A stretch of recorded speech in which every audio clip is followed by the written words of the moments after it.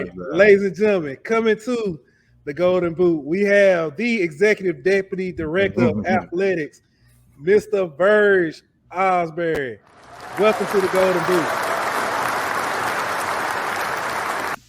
I want to find out where you found that old picture. That was a long time ago. Yeah, I had to do some digging to find it. And when I found it, I said, yep, that's it. That's it. So, I was a rough dude back in the day, brother. Hey, first off, thank you for coming on with us. It's an honor to be on here with you, you know, and just say thank you for just giving us the time, giving us this opportunity. Anytime, young brothers. I appreciate doing this for you all. And anytime you want me to come on, I'm happy to come on, especially things going in the athletic world around the country, LSU. I'll be happy to educate your listeners and educate your people about what goes on in sports. A lot of things are said, a lot of things are done that people don't really know all the details to. And that's what, I enjoy teaching and educating young people, young brothers and sisters about what goes on in this business, because it is a business. And a lot of people, the greatest thing one of the greatest things I ever did in my career is getting Southern University on the football schedule and then Grambling next year. A lot of African Americans, a lot of brothers and sisters have never been to a game at LSU. And that was the opportunity to come there, see what we do, see how we do it.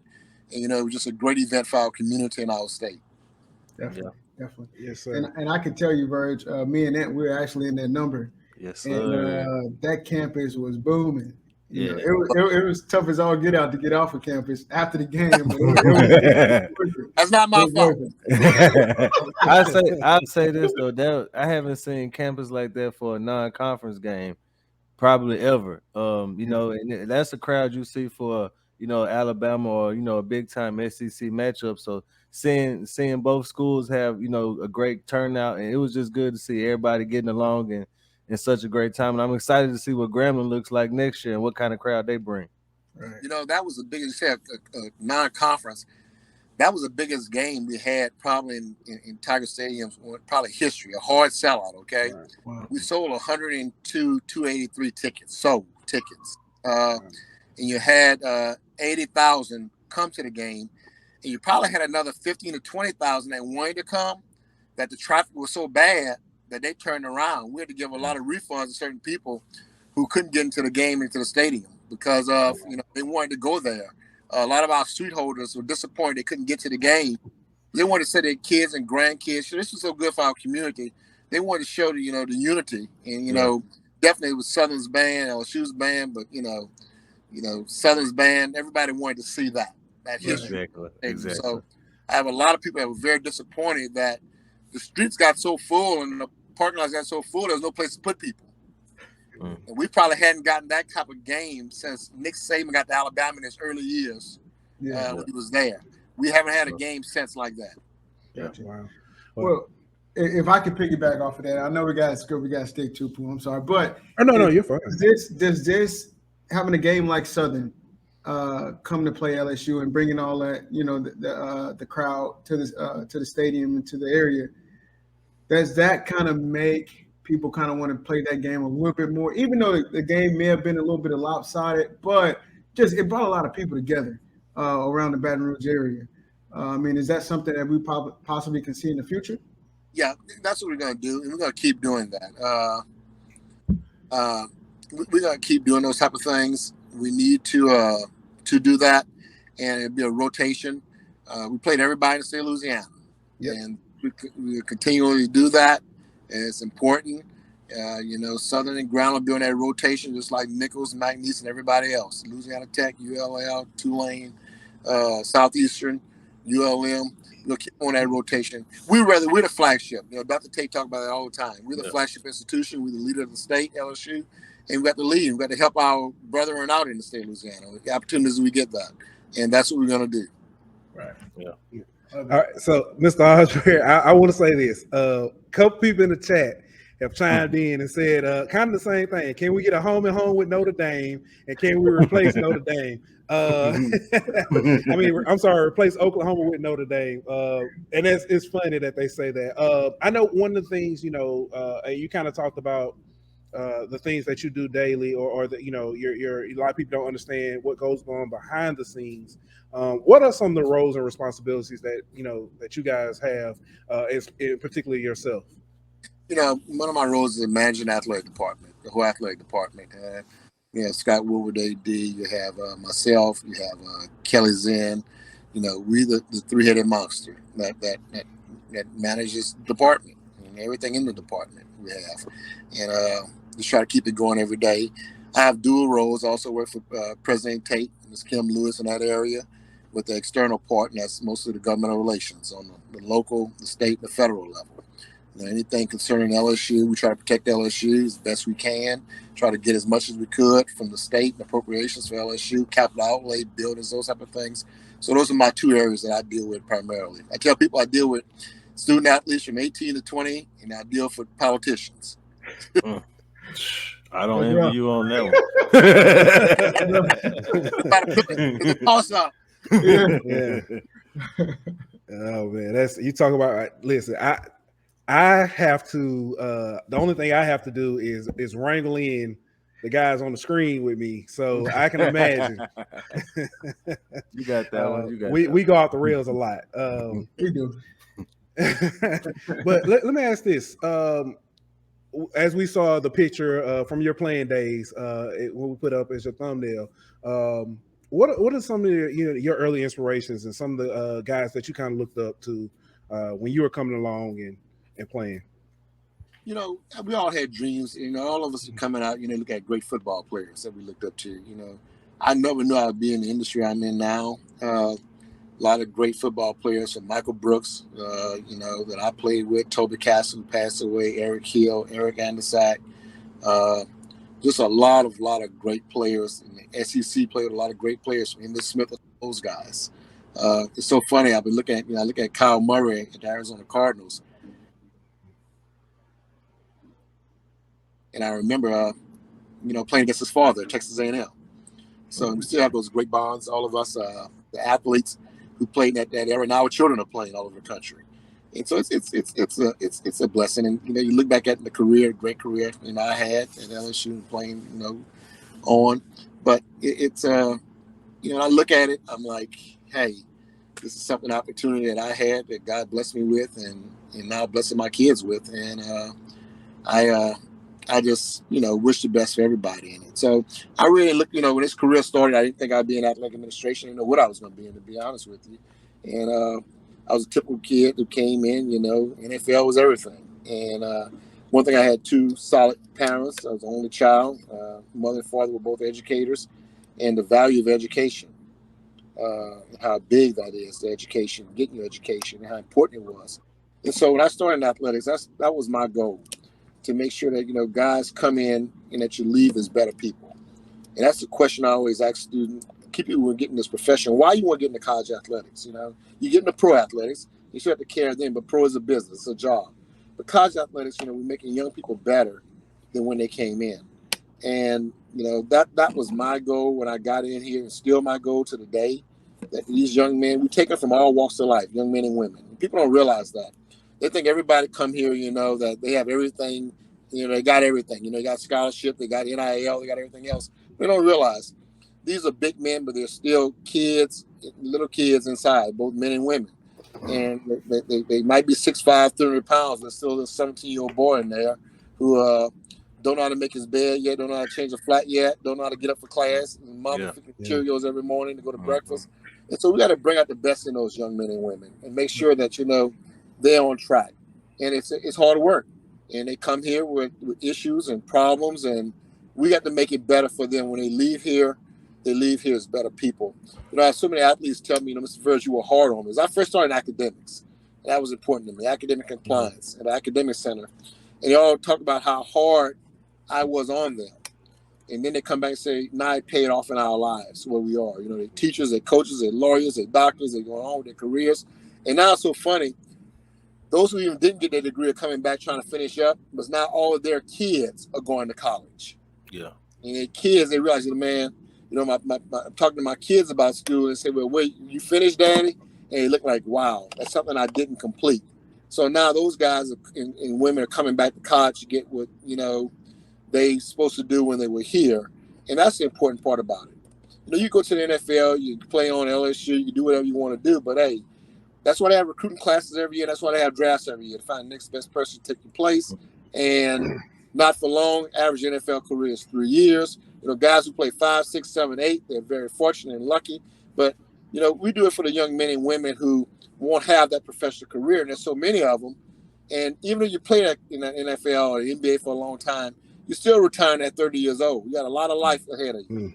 So we just trying to do what's best for these young men and women with their not only their careers athletically, but also off the field, making them better people than when they came in here. Yeah, that's good. Awesome. Now, if I could piggyback, you said something about like a lot of the players coming back and finishing up their degrees. How does that work? Is that something that LSU pretty much helps them with, or is that something that they actually have to finish on their own? Look, this is the deal now. You know, with NIL and everything else, and healthcare issues and things, we're taking care of kids. We tell kids, hey, you come back, we pay for it. That's now, the NFL, NBA pay for it, but bottom line, I want you back. You know, I saw Jarvis Landry at the FSU game. You know, Tyrann Matthew, I saw those guys. And like, I hug them, I love them, they my kids, they my guys. And the same thing, I whisper in their ear, hey, I want you back here to get that degree. Okay? Yeah. You come back, I'm paying for it, come back. I want you back. You know, Tyrus Thomas, Jamarcus Russell, any one of them knocking on our doorsteps, we taking them back. Yeah. That's something important for us. It's important for the institution, LSU, when they go out there and say, you know, we went to LSU and, you know, we got our degree. You know, this is not, I tell guys, you know, I think we learn at LSU and the SEC, and why some schools are ahead of us, especially academically, is this shouldn't be a 4-year decision. You know, this is got to be a 40-year decision. This got to be a decision where it changes your life. You know, the connections you make in college, just not athletes, but really the whole general population of all people, your connections you meet that help you in the business world, help you with jobs, help you making connections, helping you with contracts. That's what we got to do, you know, especially these young African Americans, brothers and sisters who are playing for us. How we help them when they leave out, get better. In generational wealth, we talk about that, how each generation gets better. Right. Yeah. You mentioned the transfer portal and NIL and stuff. How has that changed what you do as, you know, in your role, and so what's some of the pros and cons of both the transfer portal and NIL?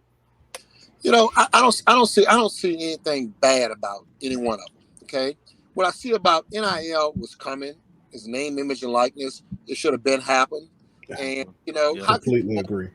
Image and likeness, so that should have been. You know, we are where we really LSU. We are happy about it. Okay. Yeah. It's something that should have happened a long time ago. It's something where, you know, hey, and not so say paying guys millions of dollars. This is about here where this is what NIL really was about. You know, a kid from a small town like me from New Ausberry, Louisiana. You know, my parents were struggling. You know, if they were struggling, then, you know, Rouse's or Albertsons, I do a little deal for them. They give me $500 a month to get food. They help people, okay, financially. Help people with crisis situations. That's what NIL was really supposed to be set about. Now, it got out of control. It was every state and everybody. There was no rules to it.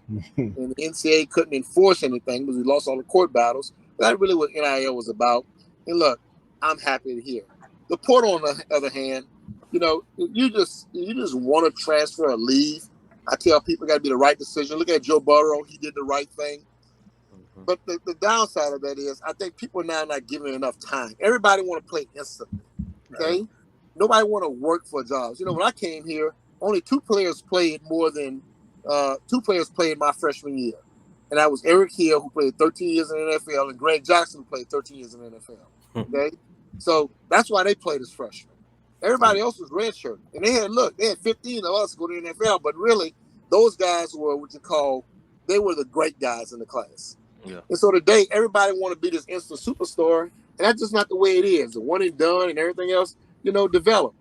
I heard not only LSU, my son plays for Auburn. You know, they're all over there. He might get redshirt this year. They had none of the freshmen playing. I said, you know what? You got to earn that. People want kids, they want instant gratification. That's not the way life is. You got to earn, you got to work, you got to compete, you got to go out there and you got to practice, and you got to get better every year. So you go in there as a freshman, you're not playing, I'm transferring. Okay, whoop-de-doo. I mean, you never gave it a chance. Right. And that's the bad thing about the transfer portal. If they don't talk about the transfer portal, about 50% of the guys who get in the transfer portal don't end up back at Power 5 schools. Bingo. So outside of that people don't want to talk about that, oh, you might leave LSU, you might leave Auburn, Alabama, but guess what? You might not end up in a Power 5 school or school that you want to go to. Yep. Exactly. Grass ain't always green on the other side. It's not. All right. Verge, if I could ask also, do you ever think about the inspiration you have as a black man in your position and how that looks to other, people who look like us? Oh, I do every day. One thing I did during the COVID, I was able to speak. There was about the black coaches kind of a group that got together, about 700 coaches in the country. I was able to speak to them one night about what it takes to get to this level here. We're not where we should be, and not in college athletics, and not in pro athletics, especially in football. We got to do better there. I'm just flat out saying we have to do better. We hadn't done a great job in those areas of hiring minority coaches and hiring black coaches. And I'll tell black coaches also, you got to be ready to go when your time comes. And you can't just be known as a recruiter.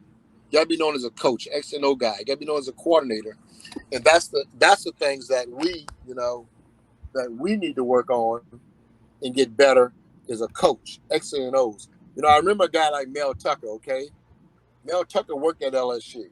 And Mel Tucker was one of my guys that coached here and how he became that coach. But let me tell you something. Mel Tucker was on Nick Saban's first staff. Mel Tucker should have been a head coach a long time ago. And the battles you have to face, there's a lot of guys on that staff became head coaches, but not many of them are better coaches than Mel Tucker. And he got the opportunity. He got a $95 million contract at Michigan State. But that's what it takes to get to be a head coach. And Mel Tucker was a defense coordinator in the NFL. He was a defense coordinator in college athletics. But it takes a lot. And, sometimes there's excuses, about, African-American coaches, their track record, okay? And I say, well, how we talk about people's track record? You remember last year, Jim Harbaugh said some coaches are born on third base. And, sometimes African-American coaches, we got to, not only win a Super Bowl, but win it twice. And I said, let's take it to the top teams in the country at the time. Kirby Smith was a coordinator. He became the head coach at Georgia. Ryan Day at Ohio State was on that staff, offense coordinator, became the head coach. You have Lincoln Riley on Stoops' staff. Stoops stepped down, he becomes the head coach. Well, we talk about the body of work. What was their body of work? Mel Tucker was a head coach. Okay, he went to Colorado, he stayed there a short time, and then he went, to Michigan State. So yeah, he is a guy that has accomplished and done things, and he's been a head coach. So those are the type of barriers that we have to break down in our business. I'm talking to my white brothers about this too, about when it comes to these decisions and making what you're looking for in your program and how you go about hiring head coaches. So he's taking a body of work. Look at the guy who won a national championship last year. He was a defensive coordinator at Alabama. He never was a head coach before he became a head coach of one of the most premier programs in the country, University of Georgia. So, Mr. Ausberry, every day comes with challenges in your job. Unfortunately, today news came out about the NCAA's penalty towards LSU. How does LSU face these challenges, or what prepares you? If you can answer that, or want to elaborate on that. Nothing prepares you for that. We know it's going to happen. It can happen to any program in the country. There were some mistakes made. We put some penalties on ourselves, and we were happy, content with the decision the NCAA made today. The year probation. We felt we were in good shape with that, and there's going to be more decisions later times and things we got to fight to get through. That's just part of the business. You're dealing with people. People make mistakes. Yeah, and that's life. And some people make decisions, judgment decisions, and some people think they're doing what's right, and people get caught up. And I don't judge anybody. We're all guilty of that. We've all made mistakes, and we all gonna have to face you have issues sometimes. So, but that's a good thing. You talk about the issues. If we wouldn't have issues, we wouldn't have jobs. We wouldn't have issues and problems. That's why we do what we do. We're educators. We're business people. We're educators. First and foremost, and we're gonna have problems. We're gonna have issues, and that's just the way our world works. And when we get there, we have to deal it. We got to be upfront. We got to be transparent. What we did, and it worked to our advantage this time. So you mentioned the self-imposed punishments. How does the athletic department decide on what they're going to self-impose and when to self-impose? Well, that's dealing with our compliance officers. Our compliance folk, they're experts in it. Laura Williams and Matt Jacobic. Outside counsel, inside counsel. Winston DeQueer is his office, and we just talk about it. We go back and look at previous cases and what was the penalties, and look what happened in those cases, and you compare to what the issues we have compared to what other schools had out there, and what happened. We didn't play in a bowl game one year. We took the bowl game from us.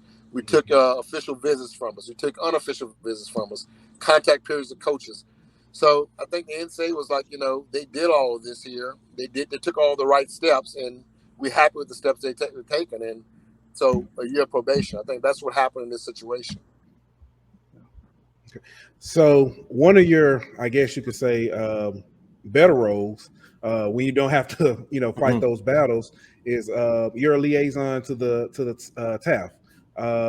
How important is it to work with former players and former players and fans to, I guess, continue the LSU mission? Yeah, we all development officers at LSU. I don't care what department you work in at LSU, but you never know who you meet. You never know the guy in line at the ticket office and he's waiting to get there and nobody's helping him. Sir, may I help you? You never know the lady trying to find a parking spot to walk in your building, or the person walking across the street asking you questions. Be polite. Be kind. Help people. And so, but you never know. People always think, you be driving the fancy car, the $2,000 suit, the Rolex watch. Most of the people I've encountered who've become great donors, they have the Timex watch, they have some khakis on, a Hawaiian shirt. And, you look at this guy like, okay, who is this guy? And you find out he's a multi-millionaire, Right. And remember that. You were kind to him, you helped him. And that's what I tell everybody in the building. You always can't say yes to everything, but don't say no. Try to find a way to help everybody. And the answer might be no at times. We can't do this, but give them a way. So, okay, we can't do this, we can do this. How about this?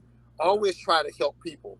So we're talking about customer service in the department today, from the ticket office to the people taking your tickets when you walk into the stadium. That's one thing I told them for the Southern game.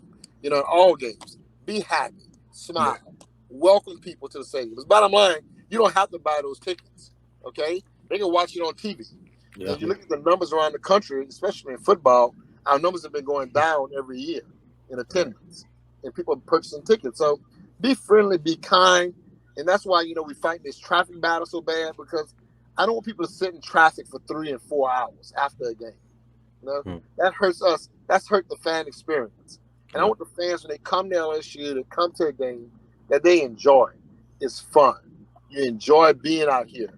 You're meeting your alumnus, guys y'all went to school with, fraternity brothers, sorority sisters, just people you went to class with, a reunion, catching back up with people. That's what we really want it to be. Right. And let me ask you this too. It's a more personal question. Now, you have 2 sons that are Division I athletes. And how do you manage that? One in high school. He's gonna be hey, it's a blessing. I never pushed my mother and I never pushed football sports on him. Yeah. We told him you're gonna go to school and you're gonna make A's. Okay, you're gonna do good in school. You're gonna do great in school. And one thing the mother and I did, we took them on trips, not athletic trips, but when they were small, we took them to schools like Tufts, Harvard, MIT, Georgetown, Stanford, Cal Berkeley, University of Chicago, Northwestern. We wanted them to see some of the best campuses in the country. And this wasn't about sports. This was about universities. Look, they grew up on LSU's campus. They grew up here. They've been in their whole lives. They knew nothing different. I just exposing them to something different.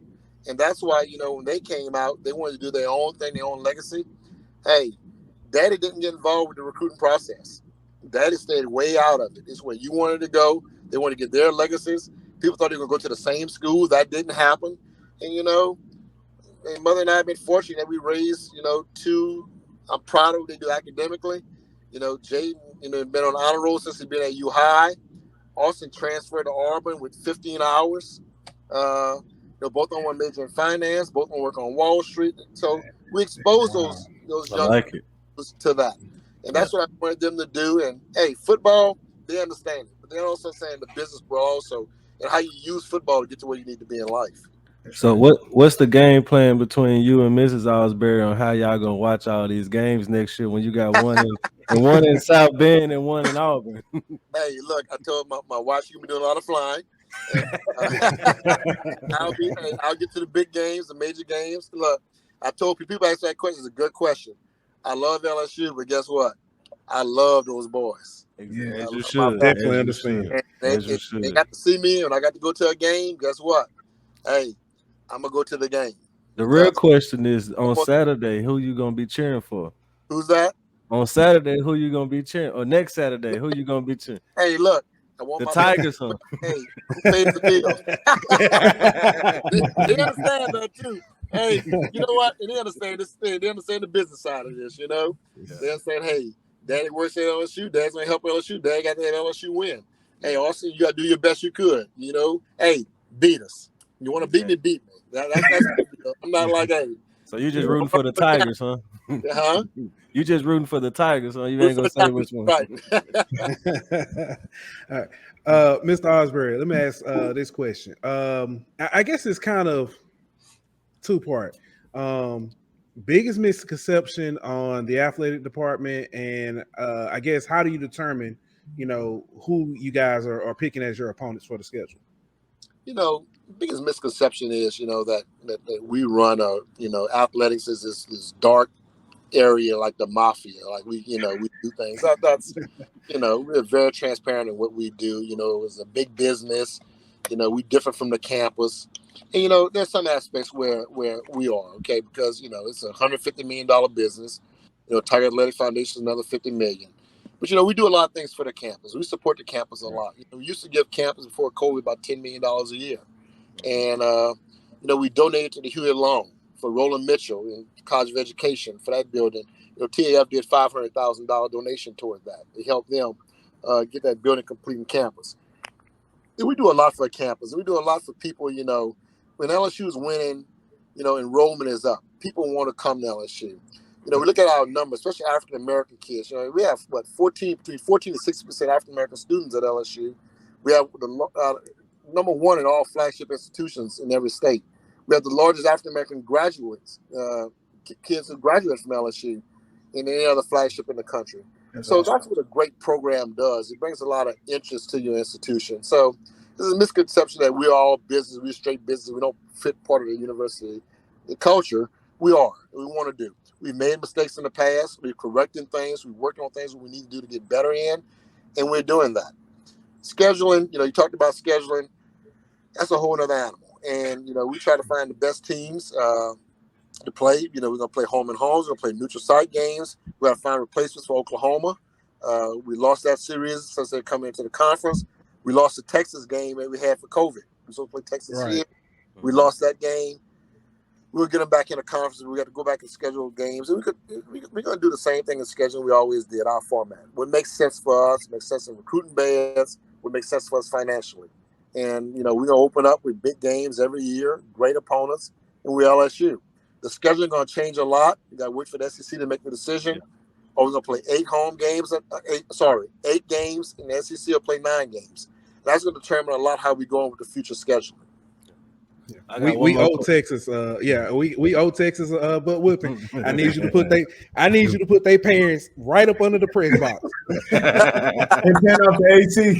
Yeah, put the band in upper deck. Yeah, put the exactly.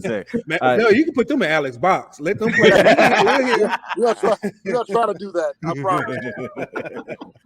All right, so Mr. Ausberry, with Coach Kelly, Kim Mulkey, and Jay Johnson and all the great coaches we have on campus now, do you think that this is like a new golden era for LSU athletics? We had a great golden era, and I never like to go back to what we did. We've done a lot of things: national championships in football, Final Fours in basketball, 5 Final Fours in women's basketball, national championship World Series in baseball, volleyball, soccer, softball. We've done a lot. We won a lot. These coaches here, they're developing their own brand. And you got, Coach Kelly, I think, to get the program back to where it needs to be. Matt McMakin in basketball, I think he's also a rock star. Kim Mulkey, what can I say? Kim Mulkey is the best coach in the whole. I mean, she's a Hall of Famer. Yeah. When Michael Jordan introduced you, he doesn't do much. He introduced her into the Hall of Fame. That shows you what Kim Mulkey is. She's a legend. She could coach any sport. Kim Mulkey coach track, football, softball, baseball. She's a coach. She's a teacher. If you ever get the opportunity to watch her practice, please do. Nothing like that. And Jay Johnson, Jay Johnson is kind of like this Nick Saban of baseball. He's a workaholic. Look what the class he's done in recruiting. He's done well. I mean, super players. You look at Beth Torina, who she's brought in. You look at Sean Hudson, our soccer coach, how well she's doing and how well she's recruited. Tanya Johnson, who's an alum, who went to school with me in volleyball. She won our first SEC match last night against Arkansas. Track and field, great. I mean, Dennis Schaefer does a great job. You look at our golf program, with Chuck Winstead leading the group up there, men and women. They've won SEC championships. They've done well. So you look across the board how we've done in all our sports, gymnastics and everything. We're there. You got to keep it up. Look, they're not going to stop. And the SEC is very competitive. National is very competitive. When you bring in Texas and Oklahoma in your conference, hey, price of tea in China just went up, fellas. It's going to get real. You got to be able to compete. And, hey, we just want them. We run a department where we want to win in every sport. You can run a department, you don't have to do that. But we want to be competitive at every sport. Beach volleyball, no matter what it is, we want to win. Yeah. As fans, we love that too. Yeah, I was actually down in Gulf Shores for the beach volleyball this past season. So I'm looking forward to that. You definitely enjoyed it. Yeah, I definitely enjoyed it. Beach is lovely that time of year. Well, Mr. Verge, I got one last question for you before you leave.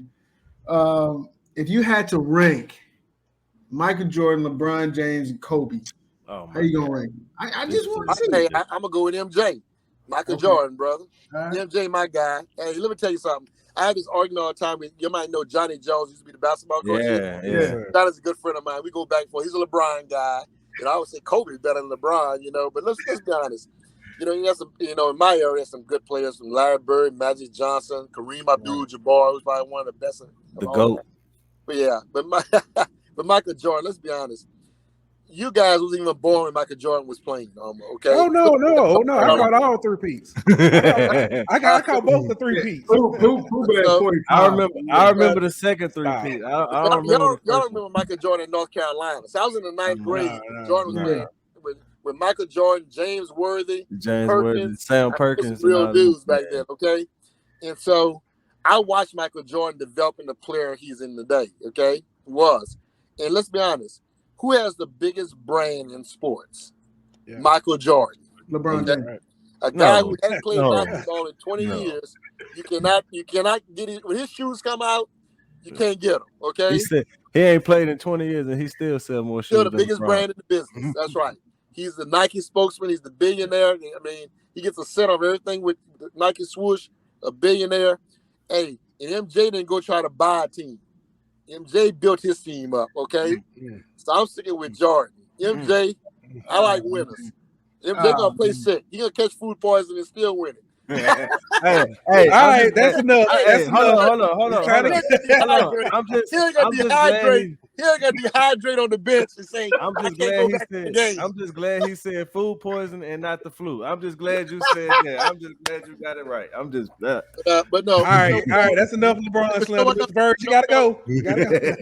Final question, but final answer though. That's three great players. Yeah, Look, I like what LeBron does. I know we just all tease each other. LeBron, what he does for the community, what he does people, him opening up that school, educating people. Kobe Bryant was a smart guy, what he was doing for the community. Life got taken short, but those are three brothers who do well. Who do well, help our community, do things in the community. LeBron is a spokesman. Look, I love LeBron. Okay, what he does, and so those are three great players. Don't take nothing from them. It's players or people in what they do. Yeah. Mr. Ausberry, again, it was an honor. It's been a pleasure. Thank you so much Greatly appreciate you. I'll send you that picture I found. I have to get it Hey, to you. my hair was black then, brother. All right, ladies We and gentlemen, appreciate you. We It's happy. appreciate we you. Thank have, you. you know, Thank y'all, that fellas. was your executive deputy of athletics, Mr.